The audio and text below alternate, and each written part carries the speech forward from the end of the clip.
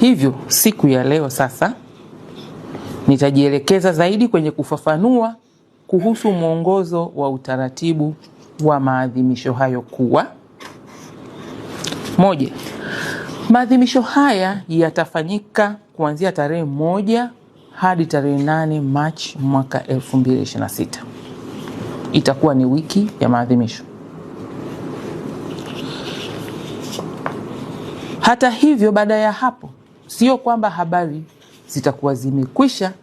Kuelekea tarehe 30 Machi 2026 tutaendelea na elimu mbalimbali kuhusu mustakabali mzima wa maadhimisho haya, yaliyojiri na maana yake ni nini, ili wananchi waendelee kuelewa kwa upana zaidi maana ya maadhimisho haya na faida zake. 2, kila mkoa utawajibika kutoa taarifa kwa umma kupitia vyombo vya habari kuhusu maadhimisho haya na kufafanua kauli mbiu yake na utaratibu wa kuadhimisha. Kwa maana tunaamini kila mkoa una chombo husika cha habari, na saa nyingine kinaweza kikatumiwa kuzungumza kwa lugha hata za wengi wanaozungumza huko, ili kuwafikia sehemu kubwa ya jamii waelewe maana halisi ya maadhimisho haya, waweze kufanya mahojiano, kufuatilia na kushiriki. 3, kutokana na ukweli kwamba maadhimisho haya msingi wake ni ulingo wa Beijing mwaka 1995 kuhusu kukuza usawa wa kijinsia na uwezeshaji wa wanawake duniani kote, kupitia ajenda 12 ninazozikumbusha hapa leo, zikiwemo ajenda ya wanawake na umaskini. Wanaondokaje wanawake kwenye umaskini? Ajenda ya 2, elimu na mafunzo kwa wanawake. Wanawake wanapataje elimu kwa usawa pasipo kubaguliwa?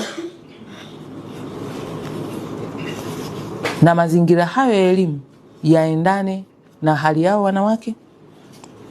Wanawake na afya. Je, wanaweza kuzifikia fursa za afya kulingana na jinsia yao na mahitaji yao ya kiafya?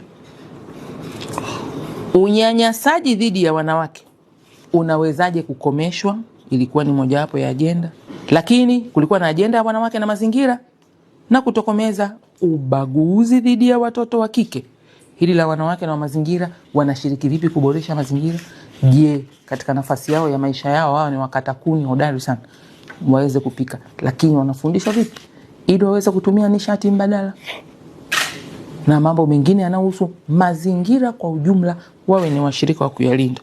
Na mwisho ajenda 12 ndio ikawa kutokomeza ubaguzi dhidi ya watoto wa kike na kuwalinda, ambapo lilikuwa ni tatizo kubwa. Tunaona watoto wa kike wanaozwa mapema, wanapata mimba za utotoni, wanakeketwa na vitu vingi, wananyimwa haki za shule. Hivyo ukiziangalia ajenda hizi 12, ni dhahiri mkakati madhubuti wa kufikia malengo haya ni sasa utekelezaji wa sera ya taifa ya jinsia na maendeleo ya wanawake ya mwaka 2023. Tunayo hiyo sera, na pia tuna mpango wa kitaifa wa jukwaa la kizazi chenye usawa. Hizi nyenzo mbili zinatupeleka kwenye kuangazia namna nzuri zaidi ya kuongeza kasi ya kufikia malengo ya ajenda hizi 12.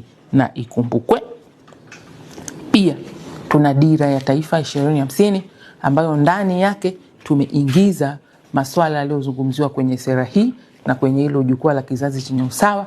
Kwa hiyo tunalenga kusukuma zaidi kasi ya kufikia malengo ya ajenda hizi 12 za ulingo wa Beijing mwaka 1995.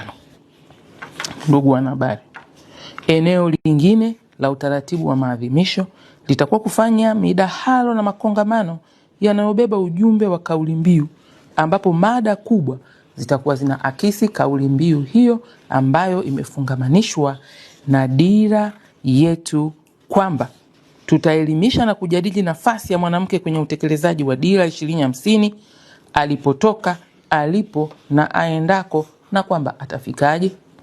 Tutaelimisha kuhusu mfumo wa huduma za msaada wa kisheria ukoje, ili watu wengi wajue na waweze kufikia. Tutaelimisha kuhusu mfumo wa uwezeshaji wanawake na wasichana kiuchumi, mtandao wa fursa za kiuchumi, na elimu kuhusu ujasiriamali mahiri, Vile vile tutaelimisha kuhusu mfumo wa maadili yetu